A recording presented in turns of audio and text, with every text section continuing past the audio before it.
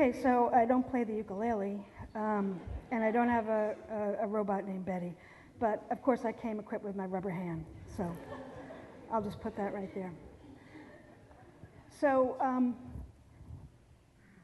let's start with, so William James, the great Harvard psychologist, philosopher, the man who coined the expression stream of consciousness, once said that trying to find the self, trying to find the soul, and I'm going to use those words interchangeably, was like trying to see the dark by turning a light on slowly, okay? You can't do it. But in the past 10 years, neuroscience is getting awfully close to being able to turn the light on to the dark, to see inside the soul. The amazing thing is that with functional magnetic resonance imaging, we're able to hook people up to an imaging machine and watch them and see them think and feel and act and judge and perceive. And so fine-tuned is the technology today that we can even pinpoint single neurons. In fact, scientists a few years ago pinpointed the single neuron that's activated when a person looks at Curly in the Three Stooges. And that's why clever scientists now call it the Curly neuron. All right, but before I talk about the soul or the self, I want to talk about the body, the sense we have of our body. And what I want to talk to you about is the fact that our sense of our body is really not anchored to our body at all. And that's where my rubber hand comes in. So you can go on the internet and watch what's called the rubber hand illusion. And this is, say I build a wall right here, and I'm hiding my left hand behind it, but I'm putting this rubber hand, left hand, in my view. Someone on the other side takes two paintbrushes and in the same motion taps each hand, the one that's hidden and the rubber hand. Within about a minute, I will swear that I can feel the touch in the rubber hand. In fact, in another minute, if you take the rubber hand away and the person just taps the space in front of it, I will swear that I can feel the tapping in the table. Now, it's because my hand is hidden, the brain is confused, so the brain looks for an easy out. Well, it must be the rubber hand. So our brains are, they're trying to figure things out, and if they can't figure it out, they'll come up with the next possible answer, and in this case, I was feeling a rubber hand. Now, Ramachandran, V.S. Ramachandran, a great neuroscientist out in California, also discovered something interesting about amputees and phantom limb pain. I don't know if any of you have read any of his books, but he discovered that a lot of people who are amputees suffer from this pain, very, very debilitating pain. He discovered if he had, let's say, a hand amputee, put his good hand in a mirror box such that it reflected the hand in such a way that the person who was the amputee, looked like he had two hands. And then the person is told to relax his left hand, the one that doesn't exist. His phantom limb relaxes. And over repeated time, this becomes a kind of therapy, and the phantom pain goes away, because the brain has been tricked into seeing two hands, not one. So that's the body. The body is not anchored to the body, and I'm going to suggest that the soul is not really anchored to the individual. So if we're thinking about, what is a soul? What are the basic ingredients? Well, I think the two most basic ingredients are memory and sensation. By memory, I mean autobiographical memory. By sensation, I mean literally our experiences through our senses, and our ability to remember those experiences. So if that's the case, I present to you Lonnie Sue Johnson. Now, I've been observing and talking and interviewed Lonnie Sue Johnson in New Jersey, at a facility in New Jersey for the past several months. Lonnie Sue Johnson was a well-known, brilliant graphic artist, illustrator, did many covers of The New Yorker. She is in her early 60s, but 3 years ago, suffered a case of viral encephalitis. Most of the time, it goes in, goes around the blood, and goes out. In her case, it crossed the blood-brain barrier, and essentially it destroyed her hippocampus. So this woman who had done these, illustrations for books, magazine covers, was basically woke up with no memory at all. Now, by no memory, I mean she had both retrograde amnesia, that is, she couldn't remember the facts of her life, and anterograde amnesia, which means she was unable to make new memories. In this case, Lonnie Sue also didn't know things as basic as what a fork was for. She didn't know how to hold it. She didn't know the difference between a dime and a penny. She couldn't remember a single incident from her life. She couldn't remember her name, the fact that she lived on a farm in upstate New York and owned 2 airplanes and was an accomplished pilot. None of it. She did remember, with prompting, her mother and her sister, and that was it. Now, as an artist, now this is a woman who's living moment to moment. She has no sense of time. I would go and I would talk to her, and I would go to the bathroom and come back, and she'd say, "Hi, who are you?" So she literally, within a minute, had forgotten that we had met. She played the viola beautifully. She would play it for me, I'd ask her to play it, and then she'd stop, and then she'd say, "Would you like to hear me play the viola?" And this could go on and on and on. So, this is a woman who had no memory, and yet she did the most amazing drawings still. She remembered the alphabet, and the alphabet became her structure. It became her timeline. It became her scaffolding to her world. And with the alphabet, she created words, and she created all these figures. She used to be a very whimsical artist, and she continued to. Most of the drawings now she does of people, also cats. She owned 12 cats, and they're always singing. And in fact, she's always singing. This is a woman who never sang in her life. But now she'll sing you the alphabet. A is for apple, and B is for beautiful. And she'll sing the whole alphabet. And she'll only use happy words, because that's what she says, only happy words. Now, you'd be hard-pressed to say this is a woman without a self, without a soul, without an identity. And yet if you asked her, she wouldn't be able to tell you anything about her life. So, most people, when they think of sensation, they think of the 5 senses. This is how we experience the world. We interact with it. When we were nothing more than amoeba, we were bumped and slid, and we got to know what we liked and what we didn't, what we should react to, what we should be afraid of. Sensations like red, I'm going to suggest, aren't just things out there that we feel, that we observe, that we see, but they affect us, they change us. Red light, for instance, we know we have a physical arousal and excitation around red. Our sense of time speeds up, our reaction times slow down. Isaac Newton furnished his entire home in red. Red furniture, red hangings on the wall, red bed, red curtains around the bed, and of course he was a notoriously irritable person. Michelangelo Antonioni, when he filmed The Red Desert, filmed a scene in a factory, in a canteen in a factory, and he painted the walls red. And the factory workers that worked there were extras in the movie. And throughout weeks of filming, the factory workers got to be very aggressive. They got into fights. They would interrupt the filming. It was a very unhappy set. When the filming was over and they painted it back to pale green, order was restored. That's how much a sense that we're not even aware of can affect us.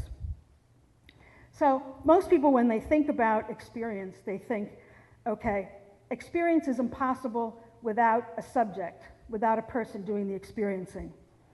Derek Humphrey, the philosopher, says, well, the subject doesn't exist unless the experience is there first. Only where there is communication between two, only where there is an adaptation to the environment, do we have a sense of a subject. So There was James Pennebaker, a psychologist, was studying trauma victims, and he discovered that trauma victims, when they didn't keep it secret, were healthier than people who did keep it secret. So he decided to do a study, and he had people write it down. And when they wrote down their experience, every time they wrote it down, as he studied them, they seemed to get better. The more they wrote down their experiences, the better they got. He published this research, became very famous. He was really popular at cocktail parties, and people would come up to him all the time and say and pour out their stories of trauma to him. And he noticed at these parties or the supermarket, he'd see these same people again and again, and they'd tell him the same story again and again. And he also noticed they weren't in very good health, and their health didn't seem to get better. So he decided he had to figure out, well, why was that the case? So he looked at the style and not the content of what people wrote. And he discovered that it was function words. Function words are prepositions, are adverbs, are pronouns, I, we, that. That was the source of the changes that he saw in people who wrote down their experiences.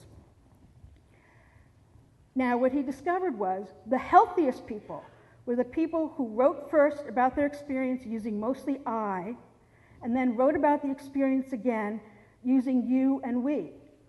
And the healthiest people were those who alternated back and forth between the two. So it was all about perspective. It was all about switching perspective between subject and object, between person and person. Now, as it turns out, these function words are located in the Broca area of the brain, in the lower part of the left frontal lobe. It's the same place where we mimic nonverbal behavior. When an infant in the first hour of their life, will mimic you if you purse your lips. Also located in the Broca area are mirror neurons. Mirror neurons, just discovered in the mid-1990s, allow us to understand other people. When I see someone reaching out for a piece of food, the neurons of motion in my brain that I would use to reach out are activated as well. I'm just watching, but my brain looks just like that person who's actively reaching out. So mirror neurons are working all the time. When we purse our lips, and another person does. When we yawn, you notice how other people yawn? Those are mirror cells at work. We're empathizing with one another all the time. There is, in this sense, a sense of community, of belongingness between people. In the talks that we've heard before, we keep hearing that emphasis. Identity, meaning, seems to reside in our ability to make connections to people. Before we understood ourselves, we had to understand others. We identify with we when our sports team wins, and when our sports team loses, we say they lost. This is evolution at work, we identify with the survivors, with the better team. Okay, so Jon Sarkin. Jon Sarkin is a man who had both memory and sensation before and after a devastating stroke. When he woke up from the stroke, a chiropractor, a button-down guy who lived in Massachusetts, all of a sudden was this uninhibited, exuberant, moody, unsympathetic, unempathic man. And all he wanted to do was to create art. Well, we'll go back to that. Here's Jon Sarkin after his stroke. He had a wife of only 2 years and a baby, Curtis. And he began to do art. That's all he wanted to do. He couldn't go back to being a chiropractor, and he would do images over and over and over. He would incorporate writing into everything he did, anything that was on his mind. He was a man who was trapped in himself, living moment to moment.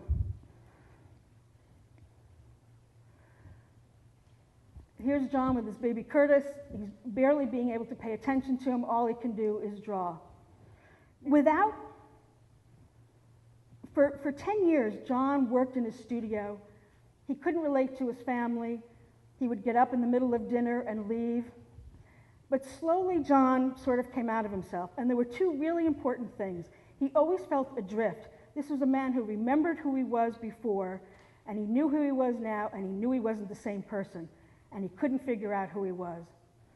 The times when he felt most himself were when his brother died, and all of a sudden he had to think about taking care of everybody else, about his mother, his sister, his family, his kids.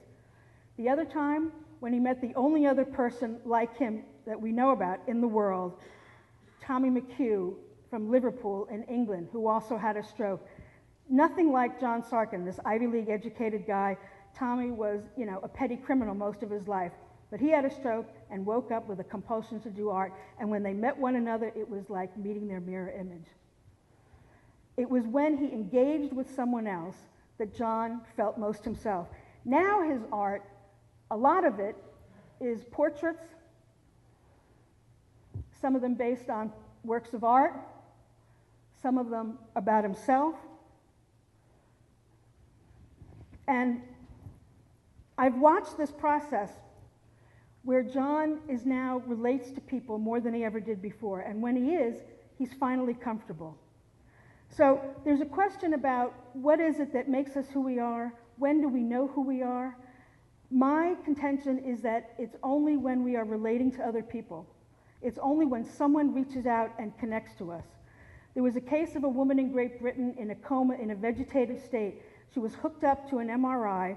She had no responses, no reflexes, no reactions. And when they hooked her up to an MRI and they asked her a question to imagine walking around her room, at her house at home, her autobiographical memory activated and her motion activated. They asked her to imagine playing tennis, and her premotor cortex jumped up and started firing. Her brain, when they asked her those questions, looked exactly like a normal brain. Without that interaction, she was basically a flatliner.